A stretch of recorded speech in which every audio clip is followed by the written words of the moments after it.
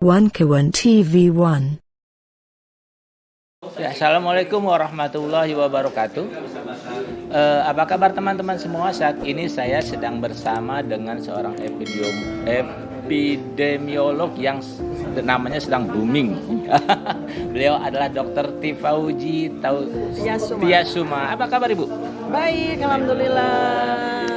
Nah teman-teman, saat ini seperti kita tahu ada isu yang sedang sangat heboh, dan beliau ini termasuk salah satu yang mungkin yang mengungkapnya ya Bu ya, yaitu yang mengungkap ya Bu ya, yaitu tentang ijazah cawapres dari Partai Koalisi Indonesia Maju yang bernama Gibran Rakabuming Raka. Ya.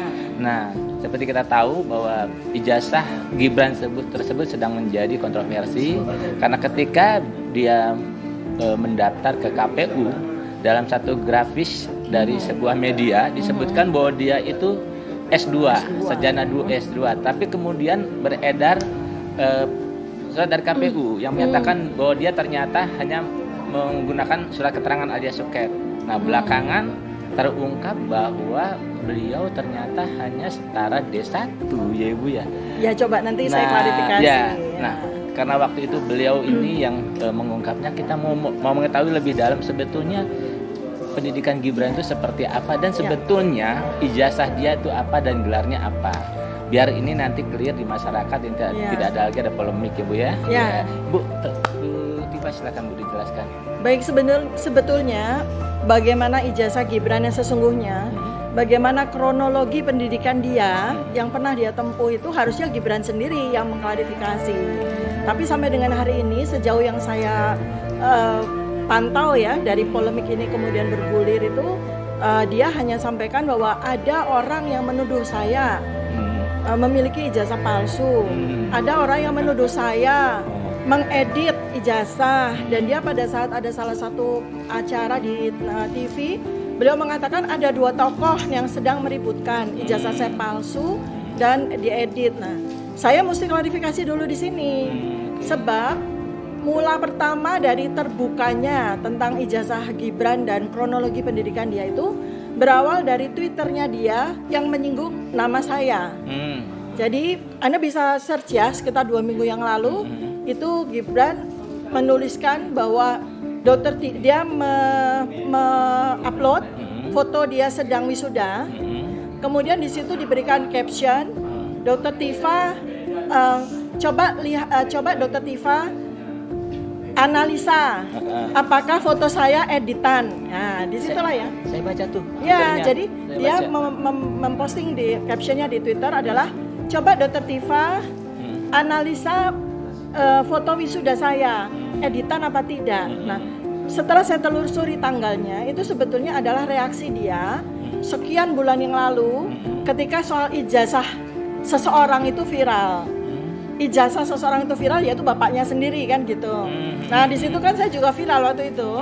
Saya juga viral karena saya menganalisis perbedaan antara foto yang ada di suatu wisuda dengan foto yang bapaknya beliau itu kan saya menganalisis. Karena ternyata foto ini berbeda, dan ternyata pada saat itu sudah clear bahwa foto wisuda di tahun 1985 itu yang masyarakat itu mengira itu foto dari bapaknya Gibran, kan ternyata itu foto dari paman iparnya Gibran yang sudah meninggal bersama dengan istri beliau, yang foto berdua di depan gedung pusat UGM. Karena saya adalah lulusan UGM, saya tahu persis kan bahwa kalau habis wisuda kemudian foto berdua gitu dengan pasangan atau calon pasangan begitu kan.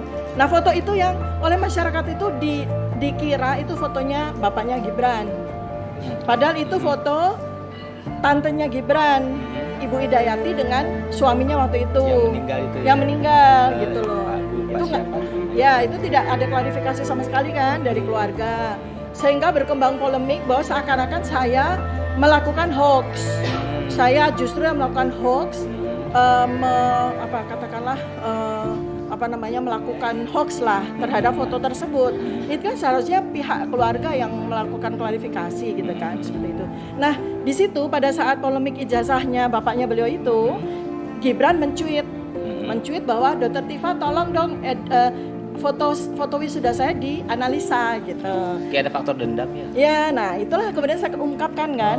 Karena itu maka saya jadi curious dengan ijazah Gibran sendiri kan gitu. Karena ada banyak versi yang keluar di media, baik itu media resmi seperti misalnya laman KPU, ya kan?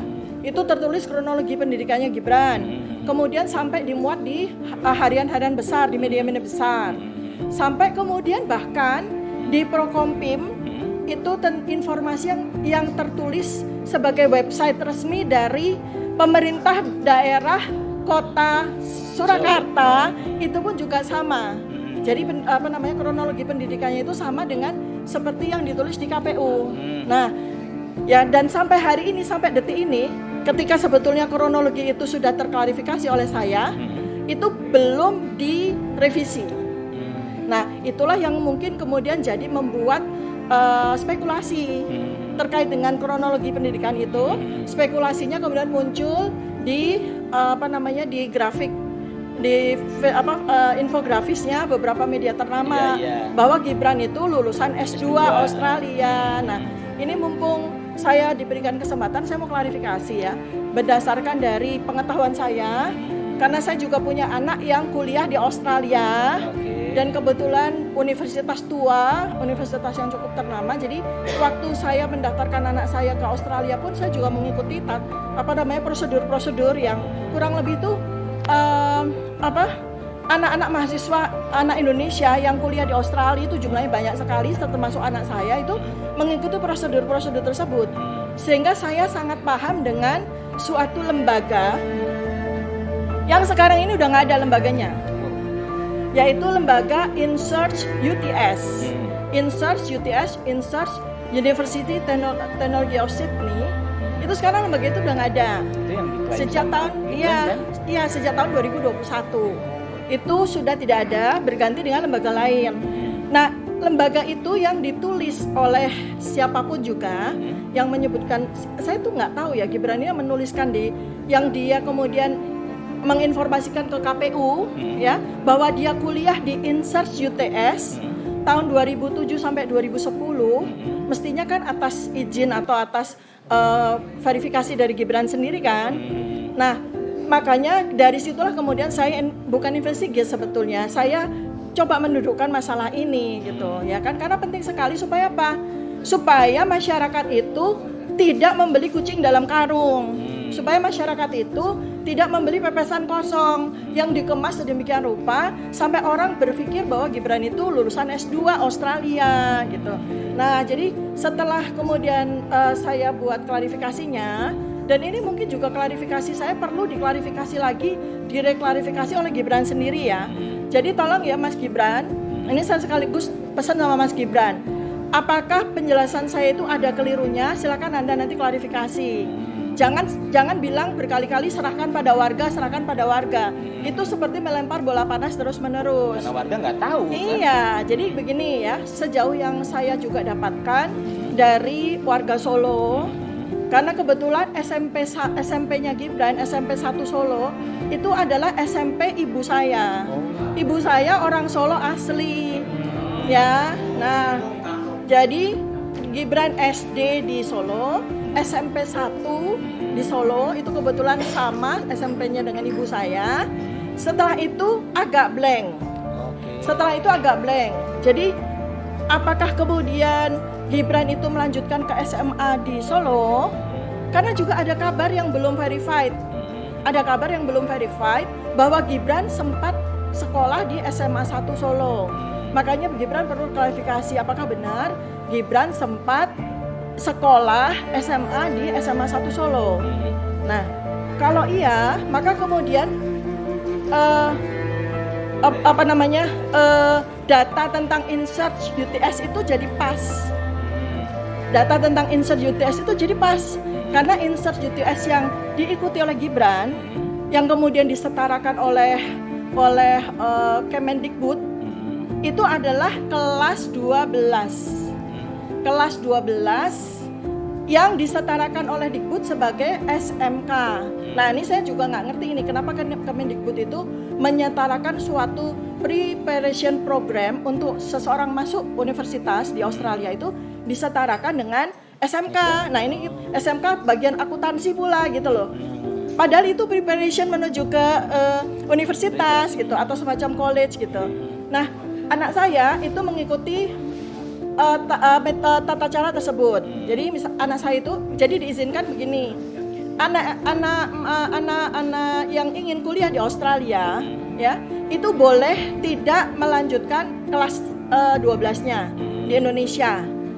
Jadi dia hanya sekolah sampai kelas 2. Habis itu dia terbang ke Australia mengikuti suatu preparation yang mungkin salah satunya diselenggarakan oleh lembaga InSearch UTS yang saat ini udah tutup.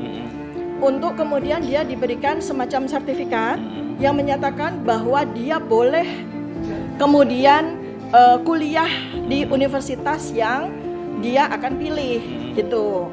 Jadi sekali lagi di situ di InSearch UTS itu adalah lembaga yang melayani, yang memberikan pelayanan untuk seorang calon mahasiswa yang mau preparation untuk masuk universitas. Itu sama sekali belum menunjukkan bahwa dia adalah mahasiswa Universitas Teknologi of Sydney. Bukan, itu lembaga biasa aja gitu ya. Nah jadi kalau masyarakat itu mengatakan oh Gibran kursus, ya benar karena itu kursus semacam course gitu kan. Jadi itu 1 tahun aja 12 bulan kemudian dia mendapatkan semacam sertifikat, yang sertifikat itu disetarakan ke Mendikbud sebagai SMK. Nah kemudian setelah itu dia ikuti tahun 2006, 2007. Menurut informasi yang ada loh ya. Saya nggak tahu, mungkin Mas Gibran juga mesti jawab sendiri. Kemudian dia terbang kuliah di MDIS Singapura. Ya, itu selama 2 tahun. Itu selama 2 tahun ya, 2007 sampai 2010 dia mengaku bahwa dia lulus dari MDIS ya, Management Development Institute of Singapore ya, itu juga sebuah lembaga. Itu juga sebuah lembaga yang menyelenggarakan pendidikan setara universitas dan bekerja sama dengan beberapa universitas di beberapa negara untuk memberikan award atau menganugerahkan gelar tertentu kepada mahasiswa yang kuliah di lembaga tersebut. Jadi MDIS sendiri itu tidak memberikan gelar apapun kepada Gibran, tetapi MDIS bekerja dengan bekerja sama dengan universitas-universitas untuk mengeluarkan ijazah. Nah dari situ kemudian ketika Gibran melakukan klarifikasi tentang ijazahnya, jadi kita ketahui bersama dari YouTube, dari media bahwa Gibran mendapatkan gelar BSc Hons ya. BSc Hons itu dari University of Bradford, UK, Inggris. Nah, dia kan tidak pernah berarti kuliah di University of Bradford, UK. Dia hanya kuliah di Singapura. Ya, dan mendapatkan gelar BSc-nya itu dari BSc Hons yaitu dari University of Bradford, UK. Nah, oleh Kemendikbud gelar BSc Hons-nya itu disetarakan dengan sarjana. Nah, jadi ini ada 3 hal yang masih perlu klarifikasi dari Kemendikbud ya. Bukan dari Gibran. Dari Gibran pertama adalah secara faktual, Gibran nggak bisa mengikuti program InSearch sebelum dia lulus SMA. Ya, atau setidaknya dia mengikuti kelas 10 dan 11 SMA di Indonesia. Baru setelah itu dia baru bisa ikut InSearch. Ya karena InSearch itu bukan SMA, dia hanya lembaga yang memberikan sertifikat setara SMA, tapi di situ dia tidak sekolah SMA. Jadi berarti kemungkinan menurut saya hipotesiskan ya bahwa Gibran itu pernah mengikuti suatu sekolah SMA ya selama 2 tahun. Baru kemudian tanpa ijazah baru kemudian dia pergi ke InSearch UTS untuk mengikuti course selama 12 bulan. Itu kayak paket C kali gitu ya? Enggak, paket juga beda. Jadi beda dengan paket C. Jadi beda dengan paket C, walaupun Kemendikbud itu menyetarakan dengan paket C, tapi itu bukan paket C. Jadi bukan pakai C. Jadi gini, seorang anak Indonesia yang pengen kuliah di luar negeri, itu ada 2 pilihan. Dia menyelesaikan SMA-nya kelas 10, 11, 12, kemudian dia dapat ijazah SMA dari SMA tersebut, atau dia hanya ikut kelas 10 dan 11, kemudian dia bisa mengikuti preparation university. Itu bisa. Ibu kan dia kan pernah menunjukkan ijazahnya, nih ijazah saya gitu ya. Ibu, nah kalau Ibu melihatnya gimana dengan ijazah yang dia tunjukkan? Ya tadi seperti yang saya beberapa waktu yang lalu, untuk menjawab polemik ini kan dia memperlihatkan ijazah. Nah, itu ijazah yang diperlihatkan itu adalah ijazah yang dia peroleh selama kuliah di MDIS, di mana ijazah itu dikeluarkan oleh University of Bradford, UK. Jadi bukan Singapura yang mengeluarkan. Kok bisa? Ya, karena MDIS itu adalah sebuah lembaga yang bekerja sama dengan universitas-universitas. Itu di mana universitas-universitas itu yang mengeluarkan ijazah BSc-nya. Nah, tapi untuk diketahui juga kepada masyarakat bahwa saat ini MDIS itu udah nggak kerjasama lagi dengan University of Bradford UK. Sudah nggak ada di, saya nggak tahu sejak kapan ya. Jadi ini sebetulnya adalah semacam pengetahuan juga kepada masyarakat ya, bahwa kalau Anda ingin menyekolahkan anak-anak Anda itu ke luar negeri, itu pertama adalah pastikan bahwa anak Anda memang cerdas. Pastikan anak Anda memang cerdas, sehingga dia bisa diterima di universitas-universitas ternama yang kredibel, yang memang rankingnya tinggi dunia. Karena University of Bradford itu ranking dunianya cuma 570-an. Masih kalah jauh dengan UI, UGM, IPB, ITB, masih kalah jauh. Iya, kita aja ranking dunianya 100-an. Ya, gitu. Nah, itu ya. Jadi itu. Pokoknya kalau Anda mau nyekolahkan anak Anda ke luar negeri itu anaknya cerdas dulu. Anaknya cerdas dulu. Baru kemudian bisa memilih universitas yang bagus. Sehingga tidak kebingungan kalau nanti mau legalisir ijazahnya, bingung kalau ternyata sebuah lembaga itu udah nggak ada lagi kerjasama dengan itu. Nah, jadi itu tuh yang penting. Nah, satu ya PR yang harus diklarifikasi oleh Mas Gibran adalah Mas Gibran mesti kasih tahu kepada kita semua kelas 1 dan kelas 2 SMA-nya di mana. Kelas 10 dan kelas 11-nya Mas Gibran tuh di mana? Karena dia nggak SMA di mana-mana. Dia sekolah di Park Secondary, sorry ya saya koreksi. Jadi dia setelah SMP dia sekolah di Park Secondary School, Singapura, ya kan? Tetapi ada kabar juga bahwa Mas Gibran itu SMA-nya di Solo. Jadi ini perlu diklarifikasi yang benar. Nah, karena Park Secondary School itu SMA-nya itu 4 tahun. Park Secondary School itu di Singapura tuh 4 tahun dia sekolah SMA-nya. Ya, nah dia kan tidak menempuhnya selama 4 tahun. Nah, jadi dia dari Park Secondary School Singapura, lalu kemudian dia terbang ke INSEAD UTSK ke Australia untuk mengikuti sertifikat itu. Kemudian dia balik lagi ke Singapura untuk kuliah di MDIS. Nah iya, ini kan sesuatu yang nggak bisa cuma diselesaikan dengan ini loh ijazah saya selesai, bukan. Itu yang penting itu. Jadi intinya gini, saya mau klarifikasi berdasarkan dari informasi yang saya dapatkan, data yang saya dapatkan, termasuk data-data yang ada di media, ya kan? Kemudian polemik yang beredar di media maupun yang disampaikan oleh Gibran sendiri. Jadi Gibran itu ya betul dia adalah BSc Hons ya, yang disetarakan oleh Kemendikbud. Dia peroleh BSc Hons-nya itu dari MDIS yang bekerja sama dengan University of Bradford UK. Yang sekarang kerjasama itu sudah tidak ada. Jadi kalau masyarakat mau cari apakah MDIS masih kerjasama dengan Bradford, udah nggak ada. Ya, tapi itu nggak ada masalah karena dia udah pegang sarjana. Kemudian Gibran bukan D1. Gibran itu kalau di InSearch itu setara SMK.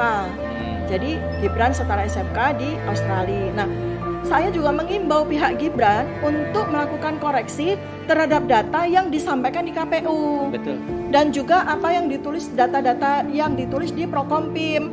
Karena sampai dengan hari ini masih tertulis sekolahnya itu kronologinya ya, dari SMP 1 Solo, kemudian ke Park Secondary School Singapura, kemudian ke MDIS, kuliah di MDIS, baru kemudian ke InSearch. Nah itu yang kemudian menimbulkan kesalahpahaman atau spekulasi dari media yang menyatakan bahwa di insert itu dia S2 gitu. Jadi itu sih. Ada pertanyaan lagi mungkin? Penasaran? Ada teman-teman coba bertanya, silakan. Nah ini dok, ini kan kalau fenomena orang awam nih ribet lah kalau ngurusin gini dok ya. Nah dokter pernah nge-tweet juga kalau nggak salah ini deh adain debat terbuka deh tentang akademik gitu kalau nggak salah di Twitter dokter deh kalau nggak salah. Ya sebenarnya bukan debat. Karena kita tuh, kalau saya tidak menyukai debat ya. Biar kelihatan bobot-bobotnya gitu. Oh bukan, saya itu nyata Rasulullah SAW tuh nggak suka kita debat, tapi kita dialog, ya. Jadi dialog aja, ya. Karena apa? Kembali lagi, tabayun. Kita tabayun. Jadi penting banget. Kenapa? Sekali lagi, ini Gibran ini nggak main-main loh. Dia adalah cawapres loh. Karena itu masyarakat harus tahu betul bibit, bebet, bobot dari seorang capres maupun cawapres. Iya. Kalau kronologi pendidikannya saja tidak clear, bagaimana masyarakat bisa menilai bibit bebet bobotnya dia gitu. Iya. Memang Bu Tipa masalah ijazah ini sangat krusial ya, apalagi untuk calon pemimpin negara ya. Dan kita tahu, seperti kita ketahui, ijazah bapaknya pun sekarang sedang menjadi permasalahan di hukum. Nah, ini pun kalau Gibran nggak menjelaskan apakah dia benar S2 atau bukan, ini juga kedepannya akan menjadi permasalahan seperti yang dialami bapaknya. Memang dia bukan ijazahnya palsu, tapi nggak jelas kejelasannya lah. Iya, kronologinya. Dan dia membiarkan itu. Nah, kalau ya sebetulnya kasus dugaan S2 Gibran yang itu apa namanya? Kasus gini. Kasus bahwa melalui sosial media atau melalui media Gibran itu dinyatakan sebagai S2 lulusan Australia. Itu kasusnya sebenarnya sama dengan saya yang sekarang lagi di apa namanya sedang dibully di TikTok atas suatu hoax atau fitnah tentang saya. Contoh, saya nggak pernah doktor, saya nggak pernah menyatakan diri saya doktor, tapi ada beberapa media yang menyebutkan saya doktor, lulusan salah satu perguruan tinggi swasta di Jakarta. Padahal saya tidak pernah menyatakan saya doktor lulusan tersebut. Nah, tetapi sampai dengan hari ini kan saya diamkan dulu. Kenapa? Ya karena saya bukan cawapres. Tapi kalau seorang cawapres yang dipertanyakan, ada orang siapapun dia mengakukan dia sebagai lulusan S2, dia wajib untuk melakukan klarifikasi. Betul. Karena ini menyangkut negara, bukan lagi pribadi ya. Iya, betul. Nah, kepada Mas Gibran juga kepada pendukungnya, seperti diminta oleh Pak Bu Tipa tadi, silakan melakukan klarifikasi agar ini clear Bu ya. Ke depan tidak lagi menjadi perdebatan, tidak lagi menjadi polemik. Nah, teman-teman, mudah-mudahan perbincangan saya dengan Bu Tipa ini bermanfaat buat teman-teman semua. Kita bertemu lagi di lain kesempatan. Assalamualaikum warahmatullahi wabarakatuh. Waalaikumsalam. Ibu, makasih. Sama-sama.